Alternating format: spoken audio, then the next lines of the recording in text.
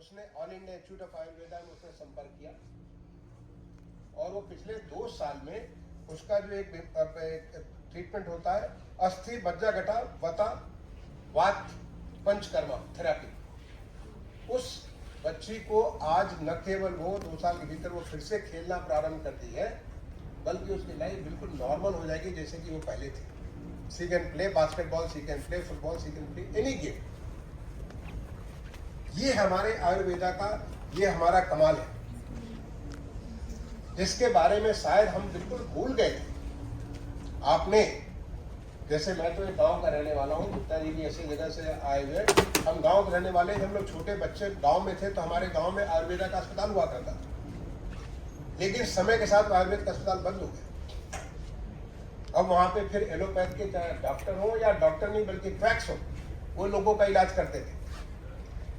लेकिन एक बार दोबारा फिर से आयुर्वेद को इस कोविड 2019 का जिस प्रकार से पूरी एक वैश्विक महामारी पूरी दुनिया की अर्थव्यवस्था को जिसने तार तार कर दिया, जिसने पूरे दुनिया की ऐसी जो मेडिकल सिस्टम थे उसको बर्बाद कर दिया। आपने देखा होगा उसमें की तस्वीरें, 2 साल पुरानी तस्वीरों को आप जरा ख्याल करिए, 2020 की 4 साल पहले की तस्वीरों को याद करिए, किस प्रकार की हालत थी ऐसे तमाम सारे देशों की।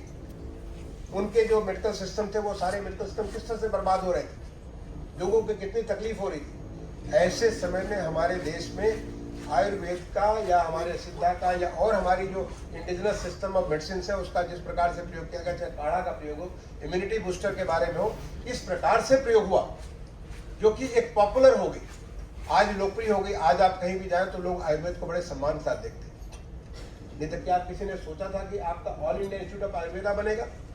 All India Institute of Ayurveda का एक सेंटर गोवा में भी बना हुआ है, एक उनका सेंटर मसूरी में बना हुआ है। अब आज की डेट में तमाम सारे में उत्तर प्रदेश का मुख्य सचिव था, हम लोगों ने 9 नए आयुर्वेदा के जो बड़े बड़े हॉस्पिटल्स हमने शुरू करा। वहां पे आयुर्वेद का एक गोरखपुर में बड़ा विश्वविद्यालय, आयुष विश्वविद्यालय प्रारंभ कराया गया। और ये उत्तर प्रदेश नहीं बल्कि पूरे देश भर में एक आयुर्वेद के बारे में जिस प्रकार की चीज हो रही है, इनफैक्ट आयुर्वेद के बारे में कहते हैं आयुर्वेदो अमृतम। आयुर्वेद जो है इट्स एलिक्सर ऑफ लाइफ, जीवन का अमृत ये प्रदान करता है। और उस आयुर्वेद को, उसके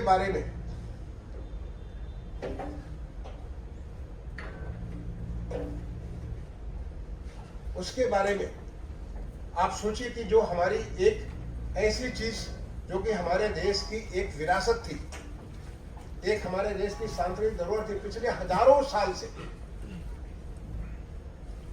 जो चरक ने किया। मैंने चरक संहिता जब मैं पढ़ा, चरक संहिता की किताब मंगा के मैंने पढ़ा, उसको जितना पढ़ सकता था उसको पढ़कर समझने की कोशिश की।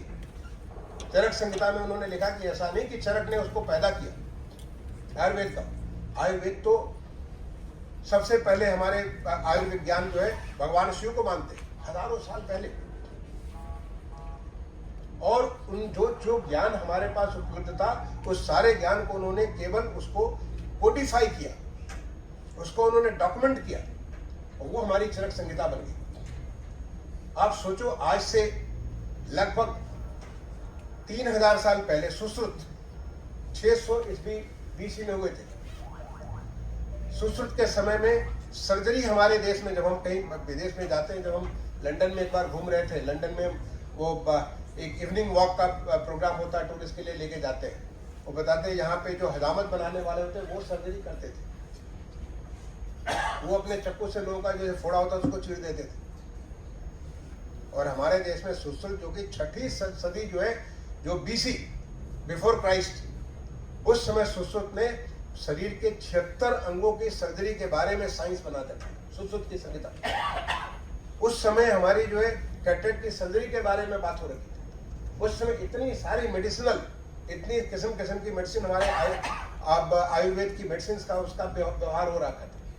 ये हमारा देश है जो कि आज से जिस समय लोगों को ज्ञान नहीं था, इस चीजों का ज्ञान नहीं था, हमारे देश में इतनी प्रकार की इतनी बढ़िया हमारी मेडिकल सुविधाएं हुआ करती थी। तो आज जो मैं आपसे बात करने जा रहा हूँ, इसको विकसित भारत संकल्प की सिद्धि हेतु विरासत संघ विकास, जो पहला है विकसित भारत संकल्प। विकसित भारत संकल्प क्या है?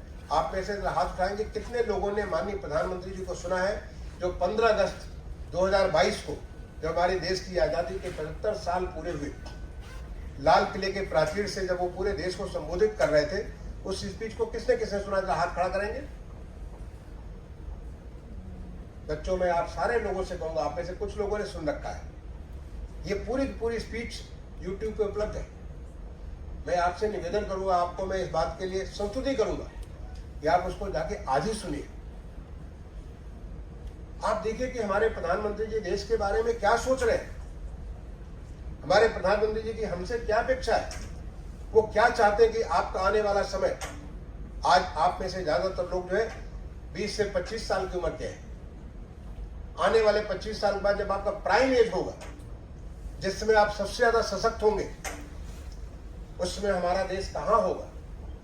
इसका जो है संबोधन में, माननीय प्रधानमंत्री के संबोधन में जो उन्होंने देश की आजादी के अमृत महोत्सव का जो हमारा 75वां साल था, उस पर लाल किले के प्राचीर से उन्होंने कहा कि ये हमारे अमृत काल की प्रथम बेला है।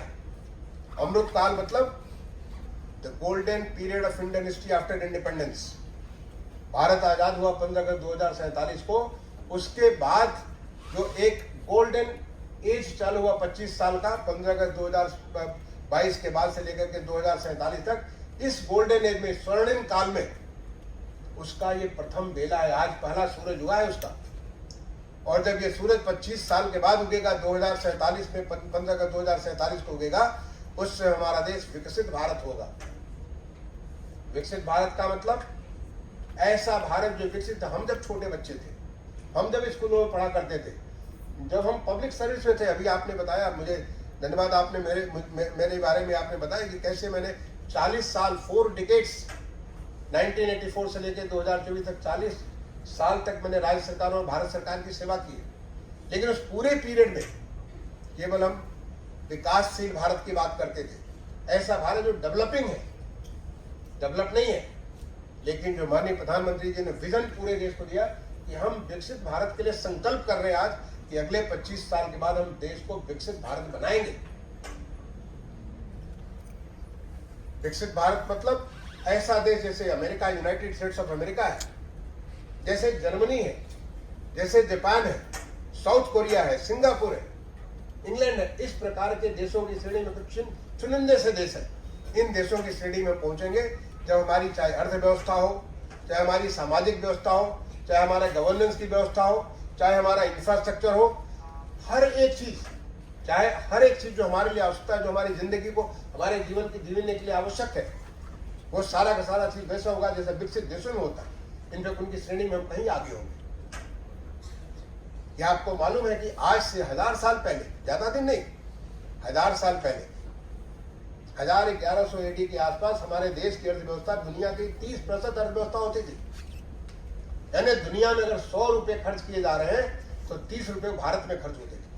अगर 100 रुपए पैदा किए जा रहे हैं तो 30 रुपए भारत में पैदा किए जा रहे हैं। ये हमारी इतनी बड़ी अर्थव्यवस्था हुआ करती थी। लेकिन आने वाले 1000 साल ने हमारे सामने इतना बड़ा एक अंधकार में इतिहास बना दिया, ऐसा इतिहास बना दिया जिसमें हम अपने आप को भूल के हम कौन थे, क्या हो गए और क्या होंगे। अभी मथी सेनगुप्ता जी के शब्दों में, हम कहां से कहां चले गए। आज हम जो है, आज देखिए कि पीछे ये पिछले 10-11 साल की कहानी है। हम दुनिया की 11वीं बड़ी अर्थव्यवस्था थे, आज हम दुनिया की 5वीं बड़ी अर्थव्यवस्था बन चुके हैं। बहुत जल्दी चौथी अर्थव्यवस्था बनेंगे, फिर तीसरी अर्थव्यवस्था बनेंगे, 2030 तक तीसरी अर्थव्यवस्था बन चुके होंगे। आज हम $4 ट्रिलियन इकॉनमी बन चुके हैं। और ये विकसित भारत का संकल्प अगर पूरा हुआ, जो रफ्तार भारत ने आज पकड़ी हुई है, जिस प्रकार से देश का विकास हो रहा है, 2047 तक लोगों का अनुमान है कि हम लगभग 35 से 40 ट्रिलियन डॉलर की इकॉनमी होंगे। आप जरा एक बार सोच करके देखिए, अपने प्राइम एज में जब आप 45-50 साल के होंगे, आज के 25 साल के बाद, आज जो हमारे भारत की अर्थव्यवस्था है, हमारी जो पर कैपिटा इनकम है, ये 10 गुनी ज्यादा होगी। यानी आपका सरप्लस उपलब्ध आपके पॉकेट में जो है, कितना ज्यादा सरप्लस होगा, तब आपकी क्या स्थिति होगी। और वो ऐसे नहीं बनता है, उसको बनने के लिए बहुत मेहनत करनी पड़ती है, तब जाके उस संकल्प को पूरा कर पाएंगे। तो ये जो माननीय प्रधानमंत्री जी ने किया 15 अगस्त 2022 को कि हम ये विकसित भारत का संकल्प लेते हैं कि 2047 तक करेंगे। अब वो कैसे करेंगे, उसके लिए उन्होंने 5 प्रण की बात की। 5 प्रण होगा जो हमारे भारतीयों के लिए, हर एक नागरिक के लिए। और इसीलिए मैं कह रहा हूँ कि नागरिकों में आप बहुत ज्यादा जिम्मेदार नागरिक हो। आपको भगवान ने मौका दिया पढ़ने लिखने का, आपको समझने का, जिम्मेदार व्यक्तित्व बनने का। आप उसके लिए जिम्मेदार होंगे। कल विकसित भारत होगा, आप सोचोगे कि हमने उसके लिए क्या किया, हमने कैसे कंट्रीब्यूट किया जिसकी वजह से आज देश हमारा विकसित बना हुआ है। तो उसके लिए जो 5 प्रण है, पहला प्रण तो यही है कि विकसित भारत का संकल्प है। हम अपने देश को विकसित भारत बनाएंगे अगले 25 साल में, जिसमें 2 साल हमारे बीत चुके हैं। दूसरा प्रण क्या है कि हमारे अंदर जो गुलामी की मानसिकता बनी हुई है, जो हमें गुलाम बने हुए, उस गुलामी की मानसिकता से हमको बाहर निकलना है, उससे हमें मुक्ति पानी है। आप मुक्ति पा सकते हो। जैसे अभी मैंने आपको उदाहरण क्यों दिया आपका आयुर्वेदा का। हमें हमेशा लगता है कि जैसे कि आयुर्वेदा नहीं, एलोपैथी सबसे अच्छी है। लेकिन आज एक स्टडी की जा रही है, आज बहुत सारी स्टडी देश में हो रहे हैं कि allopath and Ayurveda can go hand in hand. वो एक साथ काम कर सकते हैं। वो दोनों एक हेल्थ को हमें एक बेहतर स्वास्थ्य देने के लिए, एक बेटर क्वालिटी ऑफ लाइफ देने के, दोनों साथ साथ काम कर सकते हैं। न हम उससे अच्छे हैं, न वो हमसे अच्छा है, हम दोनों मिलकर के साथ काम को कर सकते हैं। ये हमारे अंदर जो इस प्रकार की एक भावना बनी हुई है कि एक हमेशा ऐसा लगता है कि हम नीचे हैं और सामने वाला ज्यादा अच्छा है। ऐसा क्यों? आज हम गुलाम नहीं है, आज हम कॉलोनियल कोई किसी देश की कॉलोनी नहीं है। आज हम एक इंडिपेंडेंट, एक स्वतंत्र देश है। आज हम अपनी सरकार खुद बनाते हैं। आज हम अपने भाग्य का निर्माण खुद करते हैं। तो फिर ऐसे में हम क्यों किसी से कमतर होंगे? कमतर नहीं होने की जरूरत है। तो इसके लिए हमारे कॉलोनियल माइंडसेट, जो हमारी जो एक अंदर गुलामी की मानसिकता बनी हुई है, उस गुलामी की मानसिकता से बाहर निकले। सामान आपने पिछले लोगों ने किताब पढ़ी होगी, I am okay you are okay. Have any of जब किताब बताएंगे, बस बहुत कम लोग पढ़ते, लगता है आप ज्यादा सिलेबस में ज्यादा पढ़ते हैं, बाहर किताबें कम पढ़ते हैं। जब मैं आईआईटी में पढ़ा करता था, मेरी पढ़ाई आईआईटी में हुई, तो मैं आईआईटी पढ़ता था, मैं बहुत सारी किताबें पढ़ता था। आईआईटी का कोर्स का किताब तो पढ़ता ही पढ़ता था, लेकिन उसके अलावा मुझे बहुत सारी किताबों को पढ़ने का मजा आता था। थोड़ा सा पढ़ने का शौक करिए। आप अपने लाइब्रेरी से I am okay you are okay, वैसे बहुत सस्ती किताब आप मंगा सकते हो। किताब आप उसे अभी अमेजन से आपको मिल जाएगी, आप मंगा के पढ़िए, आनंद आ जाएगा। ये भाव होना चाहिए, I am okay you are okay. तुम भी अच्छे हो, हम भी अच्छे हैं। ऐसा नहीं कि I am not okay you are okay, I am not okay you are not okay. Rebellion भावना नहीं जो कि मैं भी अच्छा नहीं तुम भी अच्छे नहीं हो, बल्कि I am okay you are okay. ये जो 4 संभावनाओं में जो बेस्ट संभावना वही है I am okay you are okay. ये इसको जो है, ये हमारे अंदर जो है इस गुलामी की मानसिकता से हमको बाहर निकलना है। गुलामी की मानसिकता से बाहर निकलने के लिए देख रहे हो कितना सारा परिवर्तन हो रहा है। आप सोचिए, अंडमान एंड निकोबार आइलैंड का नाम अब क्या हो गया, आपको पता है? आपको पता है अंडमान एंड निकोबार आइलैंड का नाम क्या हो गया? पोर्ट ब्लेयर, जो हमारा जो पोर्ट ब्लेयर के जिसके जहां पे हमारे काला पानी की सजा हुआ करती थी, काला पानी की सजा के शहर का क्या नाम हो गया? कोई बताएंगे? Any of you? काला पानी का शहर पोर्ट ब्लेयर में आप यूनिसेलुलर जेल का आपने नाम सुना होगा। यूनिसेलुलर जेल, सिंगल एक छोटे छोटे सेल के। आपने वीर सावरकर का नाम सुना होगा। वीर सावरकर का नाम सुना होगा। जब आप सुनते हैं, मैं तो जाके देख चुका हूँ उस धरती को मैं प्रणाम कर चुका हूँ, जहाँ पे वीर सावरकर जैसे इतना बड़ा आजादी के आंदोलन का जो इतना बड़ा महासैनिक, ऐसा आदमी जहाँ पे वहां पे जेल में था। That is all right. अब बताइए आपका पोर्ट ब्लेयर का नाम क्या हो गया? बेटा उसका नाम है विजयपुरम। मैंने देश में विजय का शंखनाद, पहली सरकार हमारी जो है सुभाष चंद्र बोस की अध्यक्षता में सरकार हमारी पोर्ट ब्लेयर में बन गई थी। ये विजय का उद्घोष हुआ था। उसका नाम स्वदेश द्वीप रख दिया गया, स्वराज द्वीप रखा गया। उसका जो बड़ा जो उसके बगल में जो आइलैंड है, उसको स्वराज द्वीप रखा गया। आज उसके जितने 21 आइलैंड है, हर एक का नाम हमारे परम वीर चक्र जो हमारे प्राप्त करते लोग, जो कि सबसे बड़ा वैलर है, सबसे बड़ा जो इनाम है आर्मी का, परमवीर चक्र का, वो हमारे परमवीर चक्र सेनानियों के नाम पे वहां के अलग अलग आइलैंड्स का नाम लिख दिया गया। ताकि हम उस गुलामी की मानसिकता से हमसे बाहर निकले। जब आप अंडमान के बदले में जब आप उसको कहोगे स्वदेश द्वीप कहोगे, तो फिर उसकी जो एक अलग आपकी ऊर्जा मिलेगी। तो न केवल हमें नाम बदल करके बल्कि बहुत सारा काम, ऐसी चीजें जिसको हमारे अंदर ऐसी गुलामी की बातें हो गई है। मैंने आपसे बात की कि अंग्रेजी में क्यों नहीं बोलता, ऐसा नहीं, अंग्रेजी में फर्नाटे के साथ बोल सकता हूँ, अंग्रेजी में लिखता हूँ, अंग्रेजी में सारे काम, पढ़ाई मेरी अंग्रेजी में, लेकिन मैं हिंदी इसलिए बोलता हूँ मुझे गर्व महसूस होता है। ये हमारी राष्ट्रभाषा है, हमें सबसे ज्यादा हम उसी भाषा में उसको सब कुछ तैयार किए हुए। तो ये आपकी उस मानसिकता से बाहर निकलने की बात है। आप कई बार ये सोचते हो कि हम दूसरे पे निर्भर होंगे, जब तक दूसरा इंडोर्स नहीं करेगा, जब तक दूसरा हमें कहेगा नहीं तुम अच्छे हो, हम अपने को अच्छा मान ही नहीं सकते। मैं अभी बात कर रहा था आपके डॉक्टर अनिति गुप्ता से मैं बात कर रहा था कि आपके यूनिवर्सिटी का क्या रैंक है दुनिया में। कहा कि भी इसके बारे में शुरुआत ही नहीं किया। अब शुरुआत करके देखिए, पहले तो हमारा कहीं रैंक नहीं होता था, अब हमारा NIRF और NAC रैंक होता है, NAC एक्रेडिटेशन होता है, और आपको बधाई हो कि आपका NAC एक्रेडिटेशन में आप A+ है। मेरी शुभकामना है कि आप आगे A++ हो जाए। NIRF की आपकी रैंकिंग बहुत अच्छी है, लेकिन हमें विश्व के धरातल पे, विश्व का जो हमारा जो एक बना हुआ प्लेन बना हुआ, उसमें भी हमको बहुत अच्छा करना है। आपको मैं एक अनुभव शेयर करना चाहता हूँ।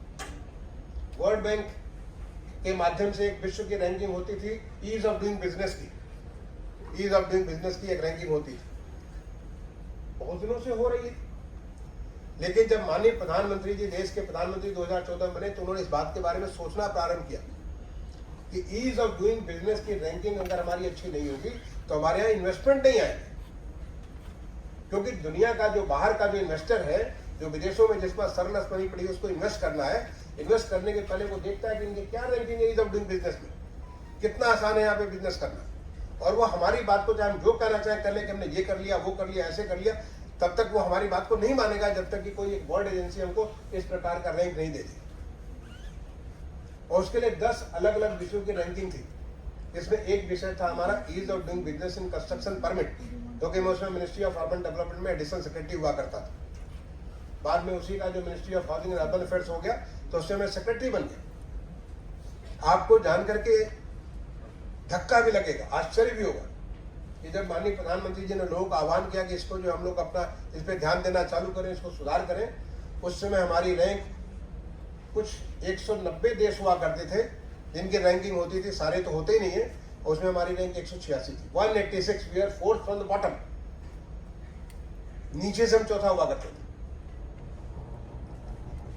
जब माननीय प्रधानमंत्री का निर्देश हुआ, सारे मिनिस्ट्री को, जो मिनिस्ट्री इसके बारे में थी, चाहे कॉमर्स मिनिस्ट्री हो, चाहे IT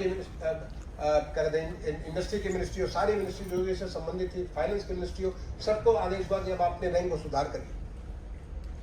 तो हम लोगों ने अध्ययन करना प्रारंभ किया, हमने सोचना प्रारंभ किया क्या करें कि जिससे कि हमारे वर्ल्ड के, दुनिया के वो पटल पे हम लोग ऊंचे रैंक पे आ जाए, ताकि दूसरे हमको सम्मान के साथ देखें और हमारे इन्वेस्टमेंट करें। हमारा उद्देश्य ये था कि हम देश में अधिक से अधिक इन्वेस्टमेंट आएगा तो हमारे लोगों की क्वालिटी ऑफ लाइफ इंप्रूव करेगी।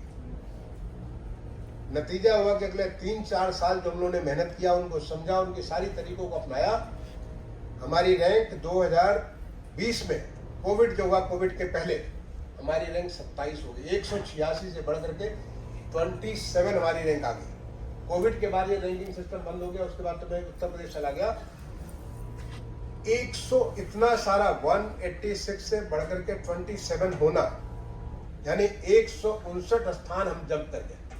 ऐसा कभी नहीं होता है और ये आप भी कर सकते हो। अगर आप चाहते हो कि दुनिया में आपकी पहचान बने, तो आप पहले उनके सिस्टम को समझिए और समझ, क्योंकि ऐसा नहीं कि हमारे अंदर कमी है, ये केवल हमको एक हमारे अंदर जो कॉलोनियल माइंडसेट है, हमारे अंदर एक डर भरा हुआ है, हम दूसरे से कम है, दूसरे से नीचे हैं, दूसरे हमसे बेहतर है, दूसरे पे हम डिपेंडेंट हो सकते हैं। ये जो भावना हमारे अंदर भरी हुई है, उस भावना से बाहर निकलिए। आप सोचिए, उस बात को सोचिए कि कैसे आप दुनिया के इतनी बड़ी अर्थव्यवस्था हुआ करते थे, कैसे आप विश्व गुरु कहलाते थे। अगर आप विश्व गुरु कहलाते थे तो आप विश्व गुरु की आपके अंदर वो है, आपके अंदर गुण है, आपके डीएनए में वो तमाम सारी बातें जो आपको दोबारा विश्व गुरु बना सकती है। केवल एक बार अपने को पहचानने की बात है। फिर आप देखें कि कैसे आप परिवर्तन कर सकते हैं, अन्यथा आप स्टेटस को में बने रहेंगे, जहाँ पे हैं यथास्थितवादी जो जहाँ बने हुए वहीं पे पड़े रहेंगे। और उससे बाहर निकलने के लिए एक बार केवल आपको मेहनत करने की बात है, एक बार केवल आपको कोशिश करने की बात है। सिर्फ देखिए कि दुनिया की कौन सी चीजें जो कि आपको पीछे छोड़ सकती है। आपने इसका पूरा जीता जाता एग्जाम्पल देखा कोविड-19 के दौरान, जिस प्रकार से दुनिया भर व्यस्त हो गई, पूरा इसी महामारी थी, भारत विजयी होकर के निकला। भारत में जिस प्रकार से परिवर्तन हुआ, लोगों की अर्थव्यवस्था 1%, 2% के ग्रोथ पे आ गए, नेगेटिव ग्रोथ पे आ गए, हमारा ग्रोथ 8% का बना रहा। हमारी जो हम एक आत्मनिर्भर भारत का संकल्प लेकर के आगे बढ़ गए, हमने विकसित भारत का संकल्प उसी दौरान तय किया। हमने इतना सारा इन्वेस्टमेंट अपने इंफ्रास्ट्रक्चर, इतना सारा इन्वेस्टमेंट किया। क्यों? क्योंकि हम अपने आप को हमारे देश का प्रधानमंत्री जी वो देश को पहचान गए, देश की ताकत को पहचान कर, उस ताकत को पहचान करके आपने उस हीन भावना से निकल करके एक बार दोबारा स्वतंत्र भावना में आप आगे देखिए कि कहां से कहां पहुंच सकते हैं। अभी आपने इसका मुजाहरा देखा हाल में, ज्यादा दिन नहीं, अभी जनवरी और फरवरी के महीने में त्रिवेणी में एक महाकुंभ हुआ था।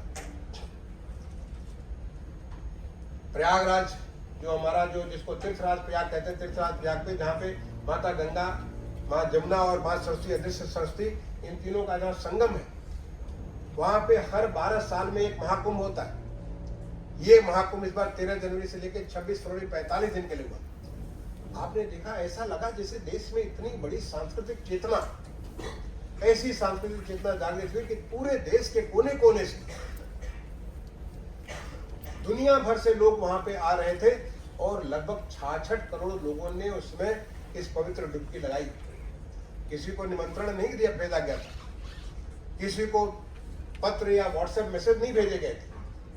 लोग स्वतः अपने स्वतः स्फूर्ति से, स्वतः अपने भाव से, लोगों को थोड़ी तकलीफ जरूर हुई, कुछ लोगों को पैदल ज्यादा चलना पड़ा, लेकिन फिर भी अगर आप किसी ऐसे तीर्थयात्री से पूछे, किसी ऐसे श्रद्धालु से पूछे, शरणार्थी से पूछो कि आपका अनुभव कैसा रहा, तो बहुत खुश होगा कि हमें तो वहां पे, जहाँ पे हमारे देश की पूरे संत समाज, हमारे देश के इतने सारे जो हमारे पवित्र अखाड़े, इतने सारे साधु जहाँ पर आकर के स्नान कर रहे हैं, वहां पे हमको भी स्नान करने का मौका मिला।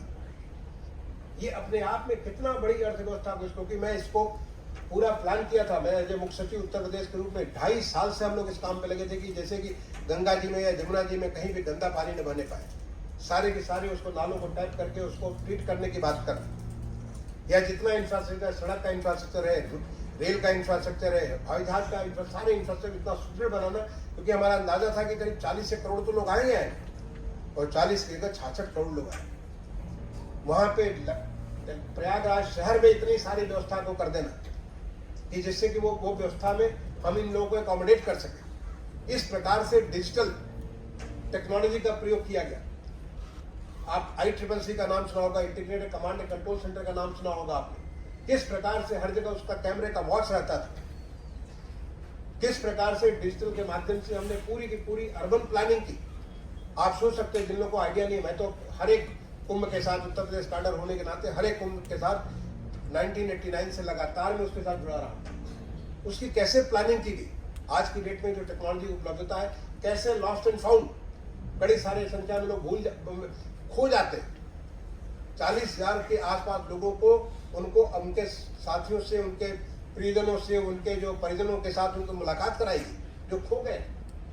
किस प्रकार से पुलिस की व्यवस्था, आपने देखा होगा कि फायर लगा, फायर के इंसिडेंट हुए, और कैसे देखते देखते तुरंत उसको सारा उस पर कंट्रोल कर लिया गया। यानी इतनी सारी बातें, इतने सारी कुछ चीज हुई, और वो हमारे देश की सांस्कृतिक चेतना का एक बहुत बड़ा उदाहरण, देश की एकता का एक बहुत बड़ा उदाहरण। हर प्रकार के वर्ग भेद को भूल करके कौन क्या है, कहाँ का है। जब बीच में गया था, मैं समझता हूँ आप में से बहुत लोग गए होंगे, तो वहाँ पे कर्नाटका की भी कारें चल रही थी, तो तमिलनाडु की चल रही थी, तो त्रिपुरा की भी चल रही थी, तो कश्मीर की भी चल, हर जगह से गाड़ियां आई। ऐसा पब्लिक अरेला, और ये हमारी सांस्कृतिक, ये हमारी जो धरोहर है, किसने प्रारंभ किया, ऐसे कुछ किसी को मालूम नहीं। कुछ एक उदाहरण मिलते हैं कि राजा हर्षवर्धन समय ये चीज हुआ था, इनके समय में ये चीज हुआ था, लेकिन ये तो सनातन से हजारों साल से हमारी कुंभ की परंपरा चली आ रही है। और उस कुंभ की परंपरा में इस बार की जो कुंभ हुआ, और इसका एक बहुत बड़ा कारण ये भी था कि इस कुंभ के पहले आप में से जो वाराणसी गए होंगे, वाराणसी में देखा कि पिछले 10-11 साल में इतना बड़ा परिवर्तन हुआ है, क्योंकि मैं तो बनारस के पास का रहने वाला हूँ, उसके बगल में मेरा जनपद है मऊ, और मैं बनारस में पोस्टेड भी रहा हूँ। बनारस में जो जिस प्रकार से गंगा जितनी अच्छी साफ हुई, उसके जो घाट जितने अच्छे साफ हुए, जितनी ज्यादा सड़कें चौड़ी हुई हैं, जिस प्रकार से काशी विश्वनाथ धाम की आवाज, जो कि एक छोटा सा 40 स्क्वायर मीटर का जगह बन गया था, आज वो इतना बड़ा व्यापक स्तर में फैला पड़ा हुआ है, जिससे कि आप गंगा जी से सीधे काशी विश्वनाथ धाम पे दर्शन करा सकते हैं। रेलवे स्टेशन से, एयरपोर्ट से वहां पे सीधे पहुंचने का रास्ता, और अब तो वहां पे सीधा एक उड़न खटोला यानी रोपवे के भी बनकर के तैयार हो। बहुत जल्दी माननीय प्रधानमंत्री इसका उद्घाटन करेंगे। आप सीधे रेलवे स्टेशन से गदौलिया तक पहुंच सकते हैं रोपवे के माध्यम से, यानी मॉडर्न टेक्नोलॉजी का किस प्रकार से प्रयोग हुआ बनारस में। काशी का जैसा परिवर्तन हुआ, आप अगर सोचो कि काशी में कितने लोग आते थे पहले, इतना प्राचीन सर दुनिया का, आज वहां पे लगभग जो पिछला डाटा 2024 का 11 करोड़ से ज्यादा लोग एक साल में आए। 11 करोड़ से ज्यादा लोग एक साल में आए। जो हमारा अयोध्या में जिस प्रकार से विकास हुआ है, प्रभु श्री राम का जिस प्रकार से वापस इतना भव्य मंदिर, जिसका भी दूसरा पार्ट बनकर तैयार होगा, भव्यतम मंदिर बनकर के तैयार होगा, उस मंदिर के आने के बाद आज लगभग 13 से 14 करोड़ लोग जो वहां पे पहुंच रहे हैं, और जो वहां पहुंच रहा है वो खर्च कर रहा है, अपने आने जाने का खर्च कर रहा है, खाने का खर्च कर रहा है, वहां से कुछ सामान ले जाने का खर्च कर रहा है। किस प्रकार से अर्थव्यवस्था को इस तरह इतना तेजी है। विंध्यवासिनी धाम, वहां से बिल्कुल पास में प्रयागराज के विंध्यवासिनी धाम, जहाँ विंध्यवासिनी मंदिर जो है वहां पे पहले बहुत छोटे से कंस्ट्रेंट जगह में हुआ करती थी, आज आप जाकर देखिए किस भव्य रूप में आ गई। वहां पे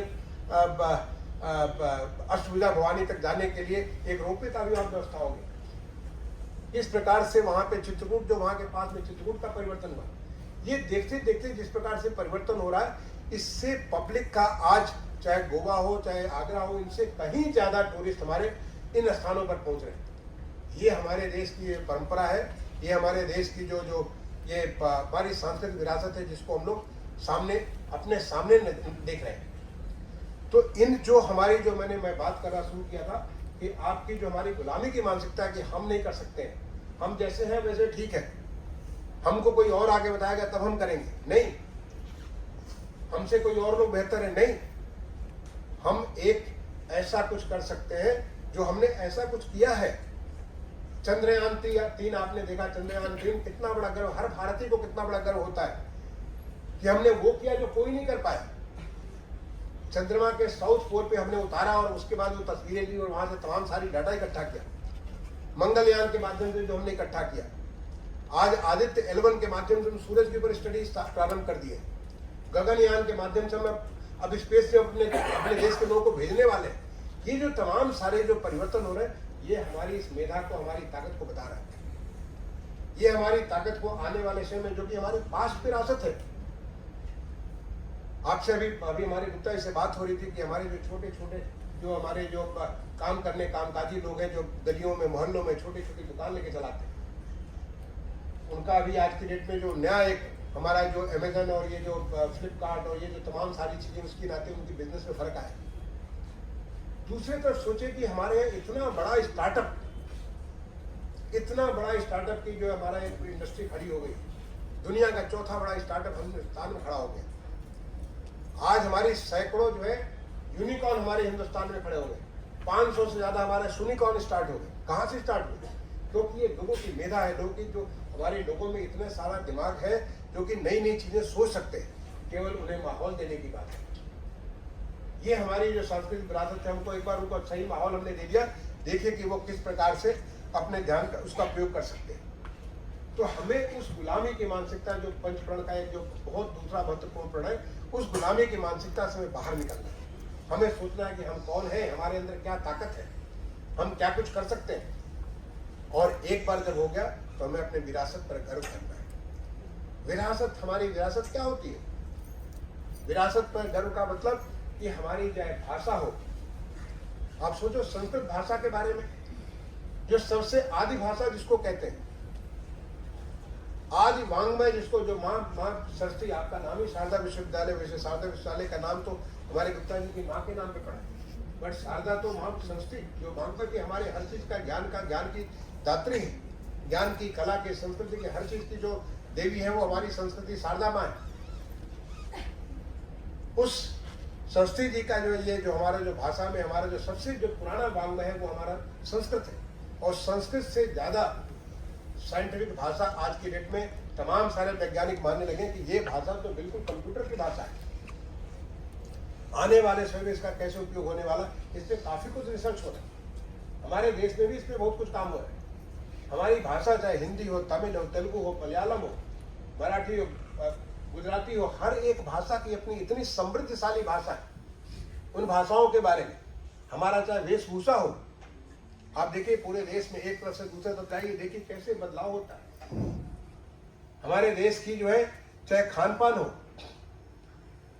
हमारे देश का जो है चाहे संगीत हो, अब देखिए कितना सारा संगीत हो, नृत्य हो, कला हो, कितना सारा परिवर्तन हो, हर एक की अपनी ताकत है। उस ताकत को अगर आपने उभार लिया, क्योंकि वो हमारे अंदर है, हमारे डीएनए में, अगर आपने उसको उभार लिया तो हमारे देश की ताकत कई गुना ज्यादा बढ़ जाएगी। ये हमारे देश का जो चाहे आध्यात्म हो, दर्शन हो, धर्म हो, इसके बारे में इतना सारा लिटरेचर, इतना सारा लिटरेचर, इतना सारा ज्ञान हमारे देश में छुपा हुआ है, जो हमारी वैज्ञानिक और बौद्धिक विरासत है। मैं आपको कुछ एग्जाम्पल दूंगा, आपको आने से कुछ एग्जाम्पल दूंगा। मैं सबसे पहले तो मैं आपको उदाहरण देता हूँ उस क्षेत्र से जहाँ पे मैंने लगभग 7.5 साल क्या लगभग 9-10 साल तक काम किया। उत्तर प्रदेश में भी मैं म्यूनिसिपल कमिश्नर रहा, उत्तर प्रदेश में मैं प्रमुख सचिव अर्बन डेवलपमेंट रहा, मैं भारत सरकार में एडिशनल सेक्रेटरी रहा, उसका भारत सरकार में सेक्रेटरी रहा, लंबे पीरियड तक रहा। उससे मैं अर्बन के क्षेत्र के बारे में, अभी मैं हाल में गया था गुजरात में धौलावीरा। धौलावीरा का नाम कितने लोगों ने सुना है? सुना है धौलावीरा का नाम? कुछ लोगों ने सुना है। थोड़ा सा रिसर्च करो बच्चे, थोड़े से रिसर्च करो। उसके पहले मैं बहुत पहले कुछ जिसमें सेक्रेटरी था भारत सरकार में, मैं उसमें एक लोथल जगह गुजरात में लोथल गया था। जब मैं होम मिनिस्ट्री में डायरेक्टर हुआ करता उस जमाने में तक्षशिला गया था। इन जगहों को देख करके अपने लोगों पे इतना गर्व महसूस होता है। लोथल, आप विश्वास करो कि लोथल जो कि लगभग 2500 BC यानी आज से 4500 साल पहले वहां पे बंदरगाह हुआ करता था। वो उस जमाने में आज से 4500 साल पहले, 4000 4500 साल पहले हमारे पूर्वज वहां से मिस्र, मेसोपोटामिया और फारस वगैरह वहां पे जाते थे, व्यापार करने जाते थे। कैसे करते होंगे व्यापार? वहां पे समुद्र नदी से जुड़ा हुआ था और वहां पे उनका बकायदे बंदरगाह बना हुआ था। बंदरगाह के ऊपर वहां पे वेयर हाउस बना हुआ था, और वेयर हाउस ऊंची जगह पे बना हुआ था ताकि अगर कभी नदी में फ्लडिंग हो गई तो वेयर हाउस में कोई सामान न खराब होने पाए। आप सोच सकते हो, ये उस समय आज से 4000 साल पहले इस प्रकार की व्यवस्था प्लानिंग हो रही थी। वहां पे अपर टाउन और लोअर टाउन था। अपर टाउन माने वहां पे वहां की जो माने जो उच्च क्लास के जो संभ्रांत उसके लोग रहते थे, वो एक अपर टाउन हुआ करता, एक लोअर टाउन होता था। वहां पे जो है ड्रेनेज की इतनी बढ़िया व्यवस्था थी, मैंने देखा, देखकर आश्चर्य हुआ कि जो हम कहते हैं यूरोपियन टॉयलेट, आप यूरोपियन टॉयलेट की बात करते हो, हमने वहां यूरोपियन टॉयलेट देखा। कहाँ यूरोप? 4000 साल पहले किसने यूरोप को देखा था? लेकिन वहां पे बैठ करके जैसे आप टॉयलेट जाते हो उस प्रकार की व्यवस्था वहां पे, गर्म पानी और ठंडे पानी की व्यवस्था वहां पे थी, स्नान करने के लिए गर्म पानी ठंडे पानी की व्यवस्था थी वहां पे जो गहने बनाने के लिए बीड्स जो बनाते हैं, बीड्स बनाने की फैक्ट्री थी। इतना बढ़िया टाउन प्लानिंग जो लोथल में देखा। और सबसे बड़ा मुझे आश्चर्य तब हुआ जब मैंने एक पॉटरी पे देखा कि वो जो हमने बचपन में कहानी प्यासा कौवा वाली कहानी किसने किसने सुनी? हाथ खड़ा करें। प्यासा कौवा की कहानी सुनी होगी। सोचो प्यासा कौवा कहानी छोटे बच्चे जब हम, मुझे ध्यान नहीं है किस क्लास में पढ़ा है, क्लास 3 में या 4 में, छोटे क्लास में मैंने प्यासा कौवा की कहानी सुनी थी कि कौवे को जब प्यास लगी और उसमें मटके में पानी जो था बहुत थोड़ा था तो कैसे पानी पी सकता था? तो वो पत्थर ला करके डालना चालू किया, तो पानी ऊपर आया, उसको पानी पी लिया। सोचो कितना बड़ा ज्ञान है ये। सुनने में तो बड़ा आसान लगता है, ये हमने कहानी पढ़ी थी तो बहुत अच्छा लगा था कि कितना बड़ा विद्वान है हमारा कौवा जो। उस कहानी को वहां पे, वहां के मटके पे, वहां के जो सेरेमिक्स वहां पे प्रिंटेड देखा हमने। ये 4000 साल पहले हमारे पूर्वज थे, उन्हीं से तो हम पैदा हुए। ये हमने लोथल में बातें देखी थी। अभी मैं हाल में 2-3 हफ्ते पहले मुझे जाना था रण कक्ष मुझे गया था, मैं रण कक्ष गया था रण महोत्सव के लिए, तो वहां से पास में धौलावीरा है, धौलावीरा गए, धौलावीरा में जाकर के देखा उससे भी ज्यादा और बड़ा शहर जो हमने लोथल में देखा था उससे कई गुना बड़ा। मैंने एक समझिए गांव है तो एक समझिए कि नगर है, टाउन है, तो दूसरा कॉर्पोरेशन है, म्यूनिसिपल कॉर्पोरेशन है, कितना ज्यादा फर्क। और वहां पे हमने देखा कि किस प्रकार से वाटर कंजर्वेशन के लिए उन्होंने कार्य किया है। एक टैंक से दूसरा, जो दोनों तरफ नदियां बहती हैं उसके दो तरफ से नदियां बहती हैं, समुद्र भी बहुत दूर नहीं है, उसमें कैसे वाटर को रोक रोक करके कैसे वो कंजर्व कर रहे हैं, कैसे वो रेन वाटर हार्वेस्टिंग कर रहे हैं, किस प्रकार से उस जमाने में पत्थर काट करके सीधा का सीधा, जो कि आज आप देखोगे लगा करके हमारे पास इतने सारे इंस्ट्रूमेंट थे, है अभी आज की डेट में क्या? आज से वो तो धौलावीरा भी करीब 3000 BC, समझ लो 5000 साल पुराना है धौलावीरा। 5000 साल पहले हमारे पूर्वजों के पास ऐसा था कि इतनी बढ़िया स्ट्रेट लाइन पे उसका जो रॉक काट करके बनाया हुआ, उसको जो टैंक बना हुआ, देख करके मन में एक बहुत गर्व की अनुभूति होती है। वहां का ड्रेनेज सिस्टम पूरा का पूरा ढका हुआ ड्रेनेज सिस्टम जो हमने बनाया स्नान करने के लिए, गर्म पानी ठंडा पानी, वहां इतना बढ़िया गोलाकार जो कमरा बना हुआ है, जैसे कि गोला लगता है कि उसमें वृत्त बनाया गया है। उसको जो अगर हमको कॉन्सेप्ट नहीं है, अगर गोले का कॉन्सेप्ट नहीं है तो हम कैसे वृत्त बना सकते हैं? इतना बढ़िया कमरा, गोलाकार कमरा, वहां पे कैसे उसको सुरक्षा करने के लिए किस प्रकार से पिलर्स बने हुए, नोटिस बोर्ड जिसका नोटिस अगर आप कभी आप जब भी गूगल करके देखो धौलावीरा के बारे में तो उसका नोटिस बोर्ड आपको देखने मिलेगा, अभी भी लोग डिसाइफर नहीं कर पाए। वहां पे खेल का मैदान जहाँ पे घुड़सवारी होती थी, लोग तमाम खेल होते थे, तमाम किस्म के उत्सव हुआ करते थे 5000 साल पहले। वहाँ फैक्ट्री जो हमारी इंडस्ट्री, तमाम सारी चीजें पैदा की जाती थी, वहां से व्यापार होता था दुनिया में, वहां से जो लोग व्यापार करने जाते थे। इस प्रकार की लाइफ हमारी इतने साल पहले। जब मैं पाकिस्तान में तक्षशिला गया था, तक्षशिला गया था, तक्षशिला में देख करके आज आप फोल्डेबल, बहुत सारी फोल्डेबल चीजों को आप देखते हो। मुझे देख करके उस समय आशीर्वाद, मैं जब होम मिनिस्ट्री में डायरेक्टर हुआ करता था, आज से बहुत साल पहले, 2000 मुझे ख्याल है 4 में मैं गया, आज से 21 साल पहले गया था। वहां के म्यूजियम में देखा कि फोल्डेबल चीजें, मेज कुर्सी, जब तक कोई आदमी हमारे पीठ पे हाथ नहीं रखेगा हम इंडोर से नहीं कर सकते कि हम अच्छे हैं।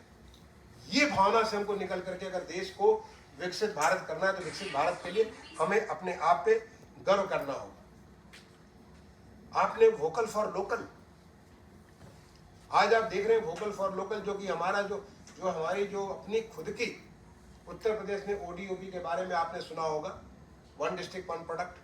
ऐसे तमाम सारे प्रोडक्ट थे जो कि वर्षों से चले आ रहे थे, कहीं का पीतल का, कहीं टेक्सटाइल का, कहीं लकड़ी का है, कोई कपड़े का है, अलग अलग किस्म का, लेकिन उसको वो श्रेय नहीं मिलता था।